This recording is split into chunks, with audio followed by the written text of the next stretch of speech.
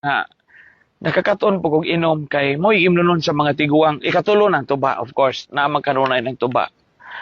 Malyo ka katong puti wa man ta kapalit o kining kulapo. Bisag karong pare nako usahay og magmisa ko niya padung ko parang maratol ko kay daghang tao mainom ako aning kulapo no. Dino kulapo. Unya isog-isog ni gamay pero madaraman. Ang sekreto dyan ako, mainom tagbino, matod pa sa akong lolo. Mga tiguang sa una nga, umiinom ko no tagbino, di yun mo sa gulag soft drinks. Kaya sa gula ni mo soft drinks, mawa dyan ang lasa. Niya, ako, bugat ang lugan, gimingaw ko, nanay o di, tatay, ko,